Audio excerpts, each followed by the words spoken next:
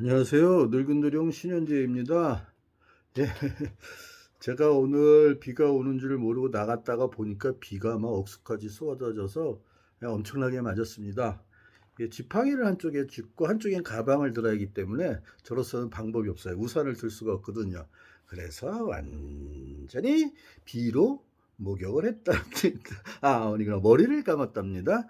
그리고 돌아와 보니 이렇게 축 처져 있는 상태로 들어오게 됐습니다. 저는 하루보다 더 빠르게 죽어가는 것 같아요. 예, 제가 옛날에 사놓고 넷플릭스의 파워풀이라는 성장의 비결에서 파워풀이라는 책인데 몇 군데 읽다가 아이고 이것도 그저 그런 경영서고 그런 거구먼 하고 이제 넘겼다가 제가 이쪽 사업을 해야 되니까 어차피 공부를 해야 돼서 다시 이제 보고는 있어요. 오늘 그 인스타그램에 많이 올렸는데 여러 가지 예들은 참 잘 들고 좋아요. 그런데 이제 우리가 이제 하나 알아야 될 것은 뭐냐면은요. 우리가 어떤 경영학서나 자기계발서들이 나오잖아요. 그런 것들은 전부 다 그 분야에서 성공한 사람들의 얘기이기 때문에요. 그것을 다른 분야에 확대 적용하려 한다면은 정말로 오산입니다. 이 사람이 한 얘기를요. 제조업체에서 착하는 사람들한테 갖다서 경영하라 그러잖아요. 그건 컵방구도 안 끼입니다. 그러니까 이거는 가벼운 경제, 아이디어 경제, 디지털 경제에서는 대단히 좋은 책일지 모르지만 아직도 80년대, 70년대에 머물러 있는 제조업에 의하면은 아무것도 아닌 책입니다. 거기에는 적용이 되는 게 하나도 없어요. 그냥 성공한 조직들의 결과물을 놓아놓고 자기의 성공 스토리를 이야기하는 것이 대부분의 경영학 서적입니다. 그런데 그 경영학 서적을 한 10년 단위로나 한 20년 또는 30년 단위로 사서 한번 보세요. 그러면 거기서 야 이게 성공하는 회사의 기법이야 하고 다 얘기했던 게 다 틀려져 있습니다. 그리고 살아남은 기업들은 늘상 살아남을 만한 이유가 있었기 때문에 살아남은 거예요. 여기 넷플릭스도 2001년 닷컴 붕괴가 일어난 다음에 쫄딱 망했었어요. 3분의 1 이상의 직원을 해고했고 이렇게 큰 회사도 아니었거든요. DVD나 우편물로 갖다 팔던 회사였습니다.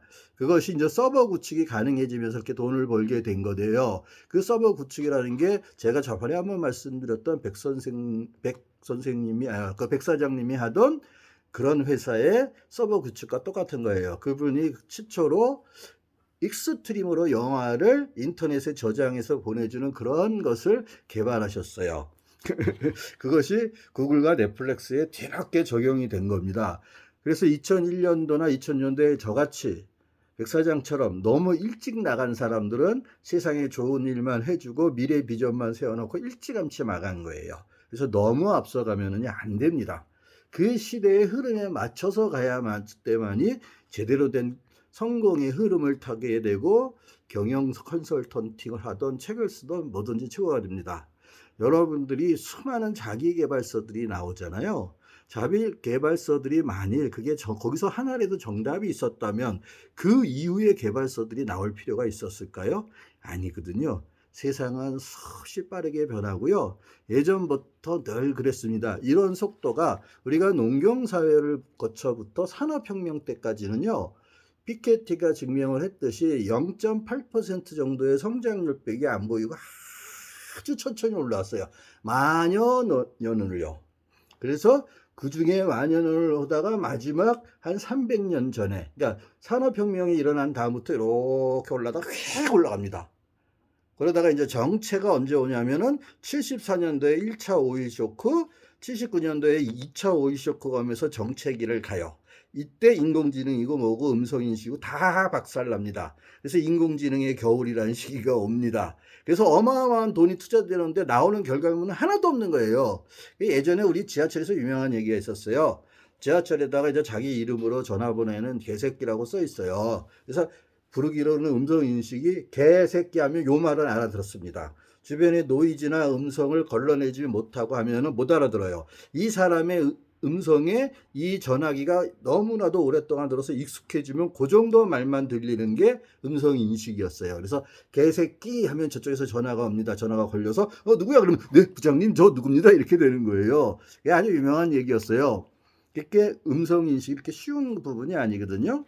뭐 커즈와일이 뭐 음성 인식이 상당히 발전했다 웃기는 얘기입니다. 음성 인식이라는 건 다 데이터가 쌓여야 돼요. 그러니까 저 같은 발음, 장애인들의 발음, 노인들의 발음, 그다음에 젊은이들의 발음, 어린아이 발음 이런 것들이 다 구별되는 데이터가 쌓였을 때 인식에 실패를 안 하고 제대로 맞춥니다. 그래서 구글에서 유튜브에서 올리는 자막 보세요. 어지간한 거는 맞잖아요. 그거는 이미 구축이 돼 있는 것들이에요. 그러면 나머지 것들은 왜 안 될까요? 구축이 안 돼 있는 거예요. 그러니까 인식을 못 하는 거예요. 한글과 수학 언어와 영어와 다른 나라 언어들이 다 틀립니다. 조금씩은 다 틀려요. 그래서 뭐 인공지능이 어떻겠다고 뭐 특이점이 온다고 떠드는데요. 제가 사업을 했던 데보다요. 한두 걸음 더 왔을 때 뿐입니다. 그래서 자막이 딱 나오면 형편없이 나오는 거예요. 여러분이 발음을 더 부정확하게 해보세요. 더 많이 틀립니다. 그게 현 인공지능의 수준이에요. 그래서 구글이나 페이스북이나 이런 것이 어마어마하게 부풀려졌다라는 것을 저처럼 그쪽 분야의 전문가가 되면 알고요. 그것만이 아니라 그 밖에 모든 분야에 대해서 다 알게 되면요. 사기치는 놈들, 주가나 뻥튀기는 놈들 그거 압니다. 그러니까 레이 커즈와일 같은 경우에는요. 알파고나 이런 거 쓰였을 때 그게 원래는요. 알파고 그런 것들은요. 한 점에서요.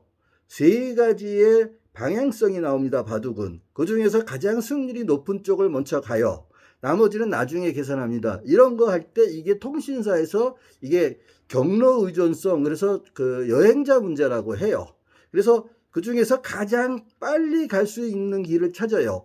근데 핸드폰도 똑같았어요. 옛날에 기지국 3개와 15초 단위로 이렇게 통화를 합니다. 그래서 15초 단위로 나 살아있어, 나 살아있어, 나 살아있어를 3군데 알립니다.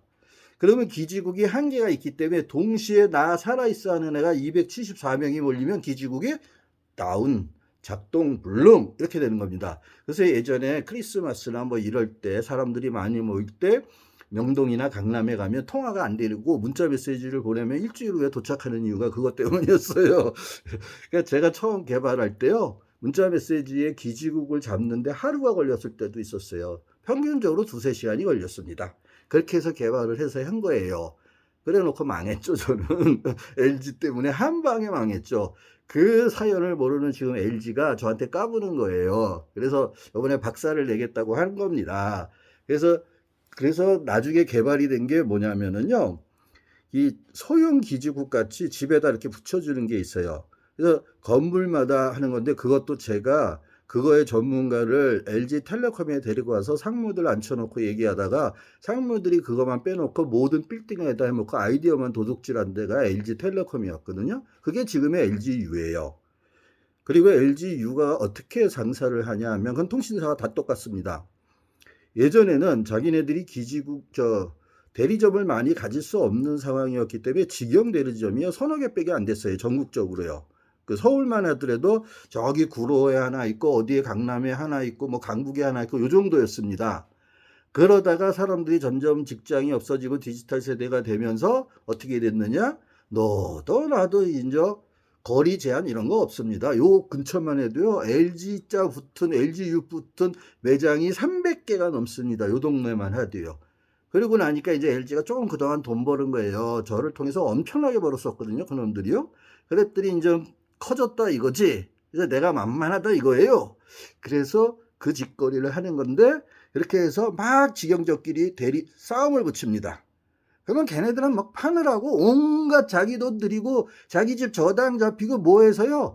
그냥 팔아요. 그러면 어떻게 되느냐. 통신비의 11.5%가 대리점으로 1년 동안 길게는 3년 동안 되돌려옵니다. 그 돈으로 대리점이 먹고 사는 거예요. 그러니까 그렇게 하고 나서 막 팔게 한다면 자기네들은 직영 대리점으로 더 좋은 조건으로 또 팔아먹어요. 그것이 모든 통신사가 하는 짓거리입니다. 그렇게 해서 지금 통신사가 SK텔레콤이나 KT나 LGU처럼 커진 거예요. 그래서 걔네들이 어떻게 성장했는지의 역사는 저는요. 이동통신의 시초부터 지켜본 사람이기 때문에 다 알아요. 그런데 LG가 저를 막 요즘 깔보고 또 찍어 누르기 시작하고 돈을 이중으로 떼먹고 온갖 짓을 한 거예요. 그래서 LGU를 제가 박사를 내겠다고 한 이유가 그겁니다. LG전자요? 아이고 LG전자는 알겠어요. LG전자가 옛날에 제가 사업을 할 때요. 삼성전자를 가면은요, 정말로 뛰어난 인재가 많았는데요. LG전자요, 허접한 놈들이 수두룩했어요. 가보면 한심해요. 삼성하고 비교했을 때요. 그리고 그때 이제 펜텍이 생겼었을 때거든요. 그럼 펜텍이 와가지고 가보면요, 펜텍도 형편없습니다. 그래서 LG 유통놈이 지금은 사장인지 뭔지 모르겠지만 그런 놈들이 저한테 찾아와서 펜텍을 연결시켜달라 그랬어요. 미국에. 지금은 망했지만. 그래가지고 자기네들이 연결해주면 1억에서 10억 사이를 투자를 하겠다 그랬어요. 그래가지고 제가 친구한테, 저희 가족보다 저를 잘해주는 게 저희 친구들이거든요. 친구들이 서울대 경제학과 나왔는데 동기가 펜텍 사장을 하고 있었어요. 그래서 이제 자리를 만들어줬어요. 그 유통의 차장놈이입니다. 아니다. LG SDI인가? 요거 SDS가 처음 생겼을 때였어요. 그놈의 새끼를 가서 앉혀줬어요, 제가. 그랬더니 그러고 나서는 저를 깔보고 지들끼리 하면서 LG 그 SDS가 저를 빼놓고 위로 가더라고요. 그리고 투자도 안 해요. 그게 옛날에 LG SDS고요. 교통카드니 뭐니 이런 거 따내기 위해서 난리를 치던 것들이 저렇게 커진 겁니다. 그런 것들이 그들의 역사의 뒷얘기까지 다 알고 있는 나한테 감히 덤벼요? 그리고 5천억을 저의 주식 가격을 날려버린 놈들이 이제 와서 저를 가지고 놀아요? LG는 저하고 붙으면요 100% 집니다. 그 증거 자료들은 저 다 있고요. LG가 공증한 그 기록물까지 다 해서요. 증거 보존 신청까지 다 늘어났기 때문에요. LG 그 법무팀에서요. 그 총 대표가 저한테 와서 합의하지 않으면은요. 구광모 회장이 대국민 사과하게 돼 있다니까요. 이것들이 세상이 무서운 줄 모릅니다. 그래서 제가 찾아오게 만들게 한 거고, 그때 손해봤던 거에 한 3분의 1이나 5분의 1은 받아낼 생각입니다. 그러니까 LG 너희들 나 관리하는 놈들, 너희들 잘하지 못하면 너희들 그때 나를 했던 사업부가 다 없어졌듯이 니들도 다 모가지 잘린다. 그러니까 알아서 해라. 나 정도 되면은 니들의 그 속내를 다 알아. 그리고 법인이 어떻게 켰고, 그리고 일반 유통점이 어떻게 커서 지금 LG유가 됐는지, 옛날에 그 구멍가게 수준에서 지금의 3개 통신사의 위치까지 겨우 올라왔는지, 너네들이 기지국부터 해가지고 나한테 사기친 것들을 다 공포하면 LG유는 고개 못 들고 살아. 응? LG 유통놈들도 나한테 6개월짜리 어음으로 하겠다 그래서 웃기지 말라 그랬어. 그래서 3일치 어음을 받아왔거든. 내가 그 정도 사람이었어. 그러니까 너 같은 팀장이나 부장 이런 수준은 나의 상대가 아니라니까. 너네들 사장도 내 수준이 아니야. 까불지 말라고. 그러니까 알아서 기어와서 나한테 합의할 생각을 하고 있으라고. 내가 이거 언론 플레이까지 다 하면 니들은 죽어. 알겠죠? 예. 그래서 마찬가지입니다. 이것도 마찬가지예요. 저처럼 이게 5천여 권을 넘게 이제 책을 읽다 보면요. 경영학에도요. 별놈의 놈들이 다 있습니다. 정말 그 하급, 저급 수준도 쓰도록 합니다. 그러니까 쉽게 못 풀어내 쓰는 거예요. 그래서 제 목표가 쉽게 풀어내서 속지 않게 만드는 겁니다. 그래서 한국에도 이런 대가들이 다리병신의 소아마비에 60년 평생을 어머님과 아버님을 돌보는 것으로 모든 것을 감싸 안고 간암에 2번 걸리고 죽을 뻔한 거가 LG 때문이거든요. 전부 다 그 치료 증거들이 다 병원에 있습니다. 무려 40년간 제가 치료받은 기록들이 다 있어요. 외국 같으면요, 징벌적 보상으로 하면은요, LG유가 몇 조를 저한테 내야 됩니다. 그런데도 저 새끼들이 까부는 거예요. 그래서 제가 법도 통과시키고 해가지고 LG유가 무릎을 꿇고 겨들어서 이 층계를 겨서 엘리베이터도 아니라 층계를 겨서 올라오게 만들 겁니다. 그때도 LG에서 그렇게 찾아왔었을 때 제가 그렇게 해서 보냈거든요. 이것들이 아직도 세상을 모르는 것 같은데, 세상이 아무리 바뀌어도 너희들의 속까지 꿰뚫고 있는 사람들한테는 함부로 못하고, 내 친구들이나 우리 가족들이나 하는 사람들이 이미 대기업에서 사장급까지 다 올라가고 회장급까지 올라간 애들이야. 그러니까 니네들 수준에서 나한테 상대가 안 돼. 그러니까 알아서 해라. 제발 좀. 내가 구광모 회장을 직접 만나는 일이 없게 하라고, 이 새끼들아. 알겠냐? 마찬가지입니다. 이것도 그렇고요. 제가 통신의 역사를 쓰는 책을 쓸 거예요.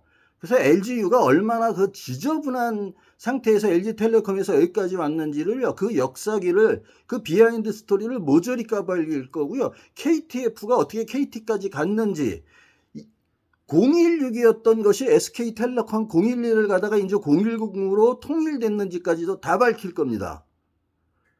그러니까 세상에는요, 건드려서는 안 되는 사람이 있어요. 조용히 살려고 했던 사람을. 그런 사람을 건드렸을 때 다 아웃소싱을 줘가지고 고객센터 수준에서 돌리면 안 되는 사람들이 있거든요. 이제 그런 사람한테 딱 걸린 거예요. 지금 LGU에 있는 본사에 있는 놈들이요. 그 놈들 모조리 모가지를 칠 겁니다, 제가. 네, 지켜보십시오. 저는 말하면 반드시 행동하기 시작하면요, 100% 실천해내는 사람입니다. 미디어 구하기도 마찬가지예요. 왜 미디어가 미디어 학자들한테 맡기면 안 되는지 정준희 수준에서는 에림도 없는 얘기들입니다. 그래서 MIT나 이런 데에서 현역 최고의 그 경제학자진 피케티의 부인이 이 미디어 구하기라는 작은 책을 썼는데요. 이 책 한 권이면은요, 우리나라 미디어의 상태와 저널리즘의 상태를 복원시킬 수 있는 방법이 여기에 다 들어있습니다. 진짜 대개는 쉽게 이렇게 짧게서도 모든 문제를 관통해냅니다. 제가 이런 책들을 계속 써서 낼 거예요. 그래서 세사를 만든 거고, 이제 교보를 통해서 하려고 하는 거고, 뭐 그 외에 다른 손도 대단히 많아요. 그런데 이제 회장님이 저희 신씨고 저를 많이 도와줬어요, 사업할 때요. 그래서 그 은혜를 저는 죽기 전에 갚아야 됩니다. 그래서 그 은혜를 갚을 때까지는 최대한 그렇게 일을 할 거예요. 그래, LGU가 LG전자 지금 임원들 아주 저거 긴장하거라. 옛날에 우리 선친이 지금은 이제 74세지만 삼성전자 그 부회장이나 그 LG전자 뭐 이렇게 부회장, 회장은 오늘은 따로 있었지만 그 사람들이 다 서울대 동기였단다.